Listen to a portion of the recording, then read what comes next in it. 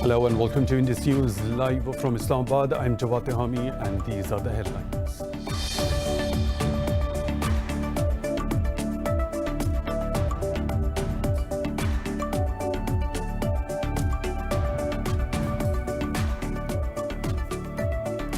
Pakistan has granted second consular access to serving Indian RAW officer Kulbhushan Jadhav, who was arrested from Balochistan province in 2016. In a statement, Pakistan's Foreign Office said 2 Indian diplomats were allowed to meet Jadhav less than a year after the first consular access was given in September 2019. Foreign Office says Islamabad remains committed to implementing the International Court of Justice verdict in the Jadhav case. It expressed hope that India will cooperate with Pakistan in giving full effect to the judgment. During investigation, Jadhav confessed to crimes of espionage and terrorism in Pakistan, after which he was sentenced to death by a court in 2017.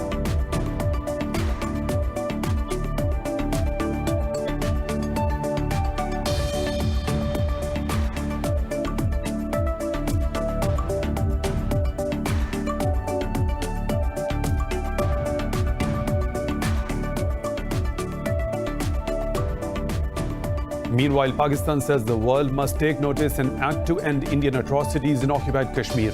In a media briefing, Foreign Ministry spokesperson Aisha Faruqi said physical and digital lockdown has paralyzed the valley. She said Islamabad will continue to support the people of occupied Kashmir morally and diplomatically.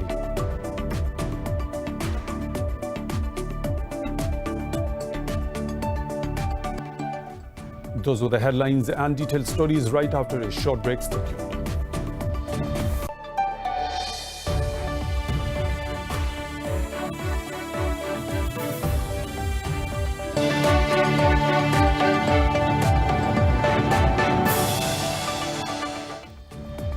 Welcome back, and now for the news in detail. We start our news bulletin from Pakistan, which has granted second consular access to serving Indian RAW officer Kulbhushan Jadhav, who was arrested from Pakistan's Balochistan province in 2016. Jadhav confessed to crimes of espionage and terrorism in Pakistan, after which he was sentenced to death by a court in 2017. In a statement, Pakistan's Foreign Office said 2 Indian diplomats were provided an uninterrupted consular access to the convict. The first consular access to Jadhav was given in September 2019. The Foreign Office expressed hope the New Delhi will cooperate with Islamabad in giving full effect to the said judgment. It said Pakistan is committed to fully implementing the 2019 judgment of the International Court of Justice. In 2019, the ICJ rejected India's plea for annulment of the court decision, along with his release and safe passage to India. Last week, the Indian spy refused to file a review plea and instead preferred to appeal for mercy. The deadline for filing a review plea ends on July the 20th. For the latest updates, we talked to our correspondent Isa Naqvi from Islamabad. Thank you for your time, Isa. What is the latest development regarding the case of serving Indian RAW officer Kulbhushan Jadhav? Jawad, the consular access meeting, which was awarded by Pakistan, has finished at the Ministry of Foreign Affairs, and the Indian High Commission's charge d'affaires, Gaurav Ahluwalia, along with another officer from the Indian High Commission, they came here, and the meeting continued for about 2 hours. The meeting has ended now. And technically speaking, after Pakistan promulgated this ordinance review and the review ordinance on 20th of May, which expires on 19th of July, India has to move the Islamabad High Court by tomorrow, which is the last working day of the week. So by tomorrow, India has now to decide whether they are going ahead with the review petition at Islamabad High Court, seeking a review of the proceedings against the serving Indian naval officer, Commander Kulbhushan Jadhav, who was arrested on 3rd of March in 2016 in Mashkel area of Balochistan. He was caught red-handed, following which he was awarded death sentence after he confessed to his crimes and being involved in terrorist activities inside Pakistan. After which Pakistan, on humanitarian grounds, allowed the wife and mother of Commander Jadhav to come and visit him on 25th of December in 2017, after which India moved the International Court of Justice, which gave a decision on 17th of July, and Pakistan gave the first consular access on 2nd of September, to which India objected that an officer from the Ministry of Foreign Affairs of Pakistan was present, and they want an uninterrupted and unimpeded consular access, which has been fulfilled today. And it was an uninterrupted and unimpeded consular access which was given. Now the ball is in India's court to decide whether they are going ahead with the review petition, because Commander Jadhav has pleaded guilty and has refused to file a review petition and is going ahead with his mercy petition.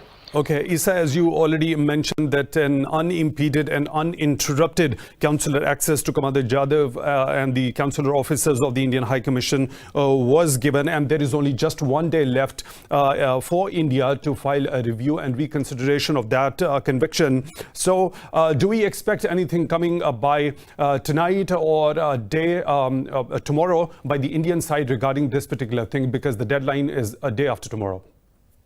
Like, for sure, after Pakistan gave this information to India about the ordinance, the Indian government made another request. They requested that they want to send lawyers from India to appear on behalf of the government of India in Commander Jadhav's case, which was technically not possible, as only a license holder, lawyer who is legally authorized to do practice at Islamabad High Court and appear before the Islamabad High Court could appear in such a case. And in the case of Indian lawyers, they do not have any such license. So the government of Pakistan once again offered India that what they can do is that they can hire a Pakistani lawyer to represent Mr. Jadhav, and they can send a legal team to assist the lawyer hired by the Indian High Commission. So now India has about 1 day time to decide if they are going ahead with this review petition, and if they want to send a legal team to assist the Pakistani lawyer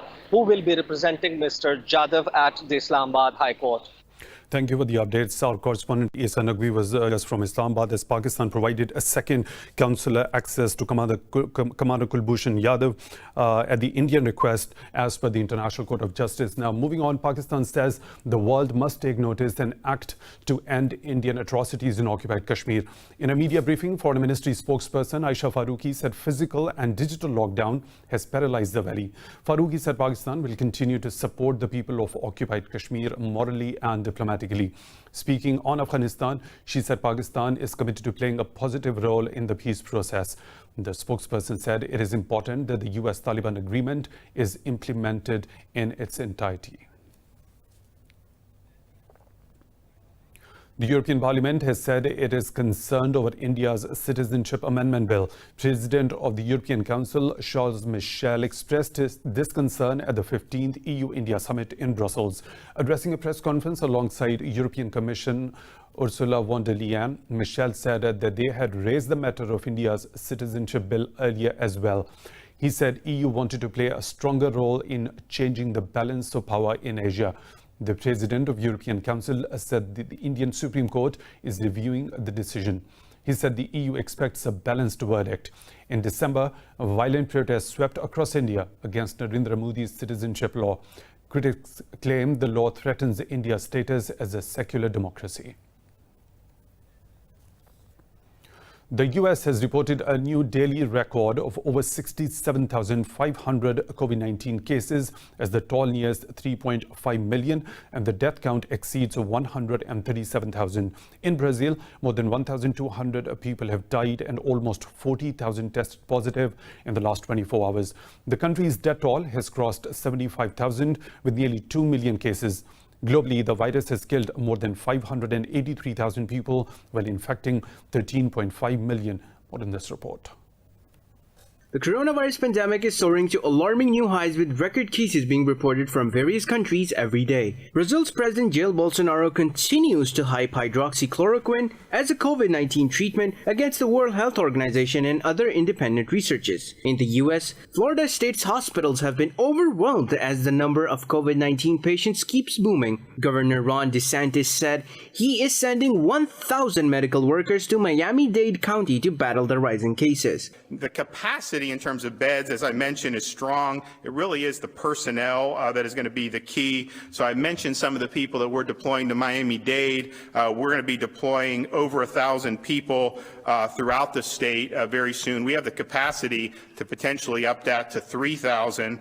Spain's island of Majorca has banned popular party streets in Magaluf and Palma amidst fears of a second wave. Belgium has postponed further easing of rules on social gatherings after an uptick in the number of infections. Over in Australia, state of Victoria has reported 317 new cases, a record for the country since the epidemic began. Meanwhile, South Africa's cases have crossed 300,000, the most in Africa and amongst the top 10 in the world. While in Kenya, COVID-19 has killed 4 health workers and infected 450. Health workers handling patients with confirmed or suspected coronavirus disease face an increased risk of exposure to the virus.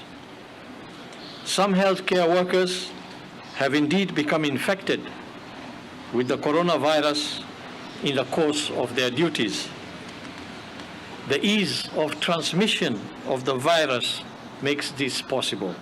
In Asia, Tokyo's Governor Yuriko Koike says daily cases in the capital are likely to top 280, the highest since the start of the outbreak. South Korea's new infections have bounced back to surpass 60 again as imported cases continue to rise. Meanwhile, Bangladesh has arrested a hospital owner accused of faking thousands of coronavirus test results. Meanwhile, in Pakistan, the number of new COVID-19 cases has been declining for the past 2 weeks. The Ministry of Health says 40 people have died, with just over 2,000 tested positive for the virus in the last 24 hours. The country's death toll has risen to 5,426, with nearly 258,000 infected so far. The ministry said there are over 73,000 active cases in the country, among which 1,942 are critically ill. It said nearly 179,000 people have recovered so far.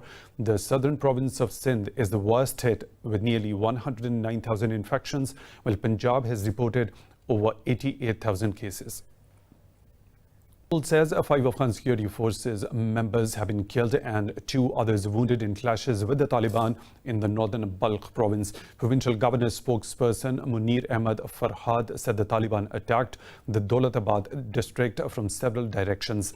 Farhad said the clashes lasted for over 2 hours and the Taliban escaped from the area.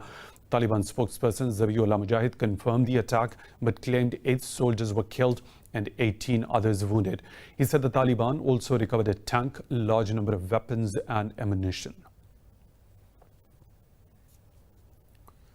The NATO has called for the Afghan Taliban to join a humanitarian ceasefire amid the increased levels of violence at present. In a statement by the bloc's political decision-making body, the military alliance called for an Afghan-owned and Afghan-led peace process. It said it was the only way to deliver sustainable peace to the Afghan people and to ensure Afghanistan's long-term security and stability.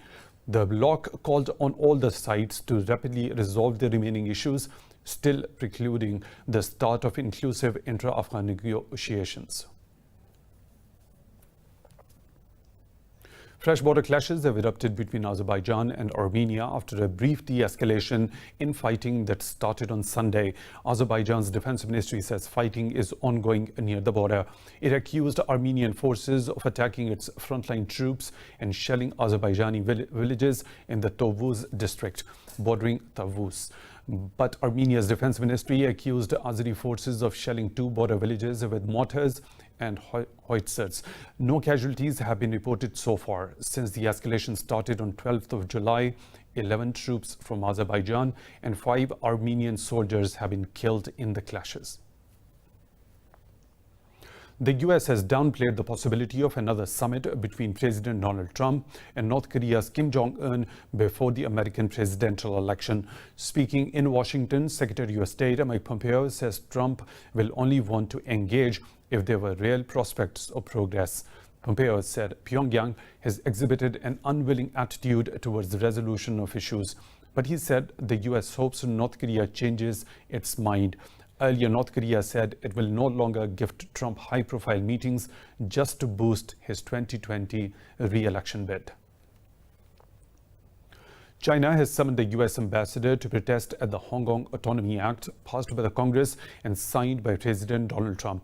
Vice Foreign Minister Zhang Ziguang met US envoy Terry Branstad and said Beijing will impose retaliatory sanctions against Washington. Earlier in a statement, the Foreign Ministry said the semi-autonomous territory is China's internal affair and no foreign country has the right to interfere.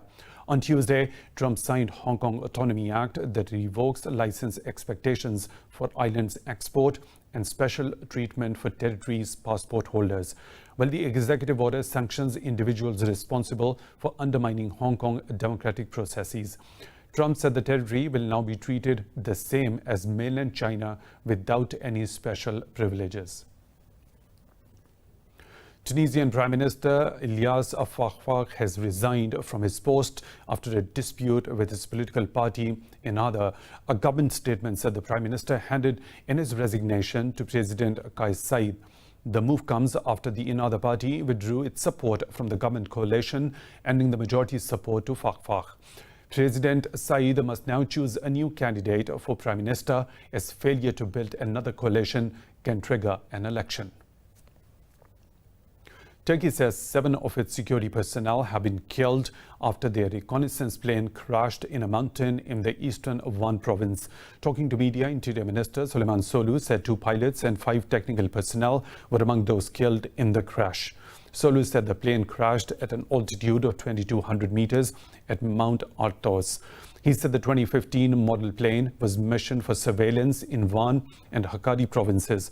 Soylu said the pilots contacted the tower for the last time when they were around Baskale district. Turkey says it has killed 3 militants of the Kyrgyzstan Workers' Party in airstrikes during Operation Claw Tiger in northern Iraq. The National Defense Ministry said military operations backed by air power were carried out in the Haftanin region. The ministry said Turkey will continue to destroy weapon caches and shelters used by the terrorists. State media said PKK militants often use northern Iraq to plan cross-border terrorist attacks in Turkey. Yesterday, Turkish forces killed 3 PKK fighters in the same region. Turkey holds the PKK responsible for the deaths of some 40,000 people in a 30-year terror campaign. Iraq says it has killed 6 ISIS militants in Kirkuk province and arrested 4 others near the capital Baghdad. In a statement, the Counterterrorism Service said the troops backed by the International Coalition aircraft conducted an operation in the region. It said the CTS forces arrested 3 ISIS militants in Al-Taji area and another militant in Abu Gharib area. The operations came as militants have intensified their attacks on the security forces, including Hasht Shabi forces. ISIS gained full control in Mosul, Saladin and Amber provinces and seized territories in Diyala and Kirkuk provinces in 2014. But Iraqi security forces managed to regain control in subsequent years. The UN has expressed fears of catastrophe if an oil tanker abandoned off Yemen's coast with 1.1 million barrels of crude ruptures into the Red Sea. In a briefing to the UN Security Council, Environment Chief Inger Anderson said the possible oil spill will devastate marine life and tens of thousands of people who depend on fishing for their livelihood. She said time is running out to act in a coordinated manner to prevent a looming catastrophe. Anderson said the tanker's condition is deteriorating daily, increasing the potential for an oil spill. The Security Council issued a communique expressing its deep alarm at the growing risk. It called on the Houthi rebels to move ahead with granting access to the tanker as soon as possible. More stories to follow right after a short break. Stay tuned. Iraq says it has killed 6 ISIS militants in Kirkuk province and arrested 4 others near the capital Baghdad. In a statement, the counterterrorism service said the troops backed by the international coalition aircraft conducted an operation in the region. It said the CTS forces arrested 3 ISIS militants in Al-Taji area and another militant in Abu Gharib area. The operations came as militants have intensified their attacks on the security forces, including Hasht Shabi forces. ISIS gained full control in Mosul, Saladin and Anbar provinces and seized territories in Diyala and Kirkuk provinces in 2014. But Iraqi security forces managed to regain control in subsequent years. The UN has expressed fears of catastrophe if an oil tanker abandoned off Yemen's coast with 1.1 million barrels of crude ruptures into the Red Sea. In a briefing to the UN Security Council, Environment Chief Inger Anderson said the possible oil spill will devastate marine life and tens of thousands of people who depend on fishing for their livelihood. She said time is running out to act in a coordinated manner to prevent a looming catastrophe. Anderson said the tanker's condition is deteriorating daily, increasing the potential for an oil spill. The Security Council issued a communique expressing its deep alarm at the growing risk. It called on the Houthi rebels to move ahead with granting access to the tanker as soon as possible. More stories to follow right after a short break. Stay tuned.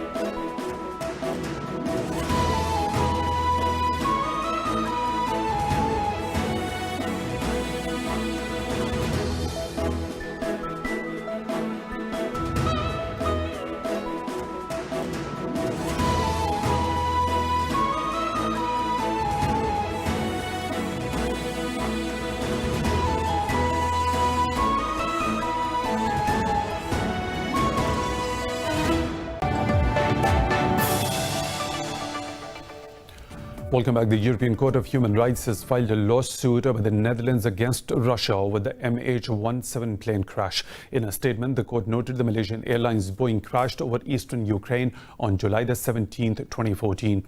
It said Holland claims the plane was hit by a missile launched from a Buk air defense system that allegedly belonged to Russia.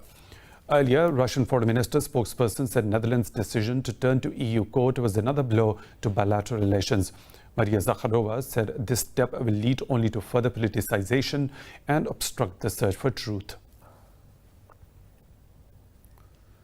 Canada has reopened the CN Tower with COVID-19 safety measures, allowing visitors to scale the heights of Toronto. Completed in 1976, the Canadian National Tower was the world's tallest freestanding structure until 2007. More in this report.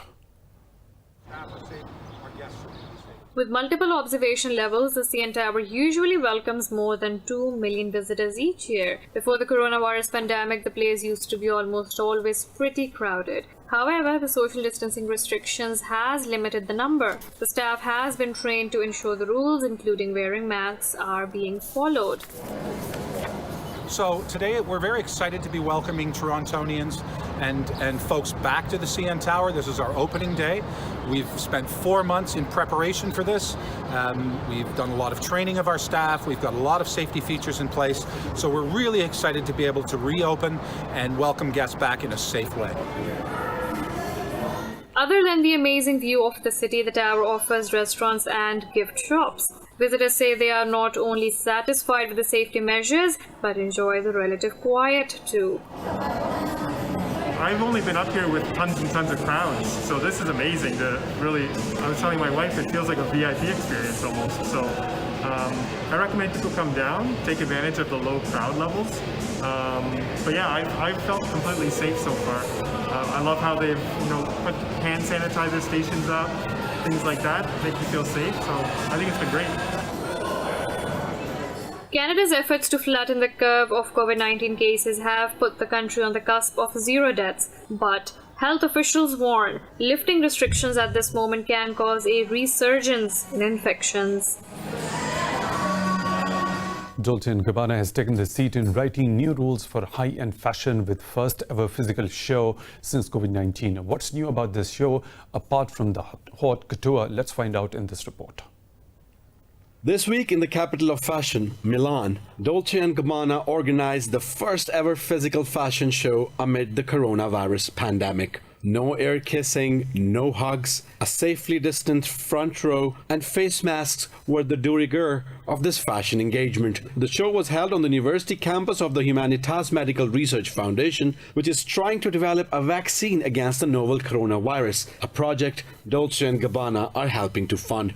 Designers Domenico Dolce and Stefano Gabbana say they wanted to send a message of optimism and that Italy, one of the countries hardest hit by the pandemic, is back in business. The show was attended by around 200, mostly Italian guests, compared with 500 or more in normal times.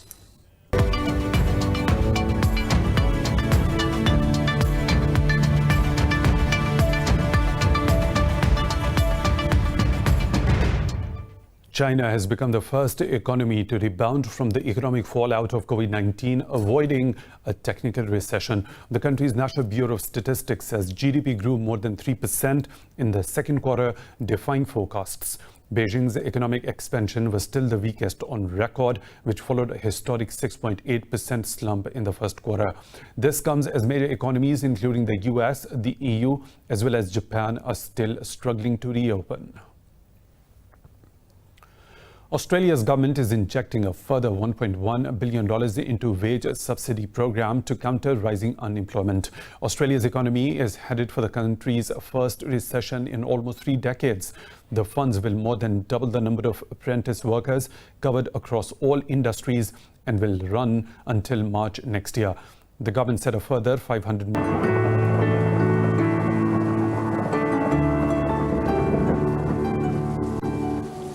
Another weather situation from around the globe.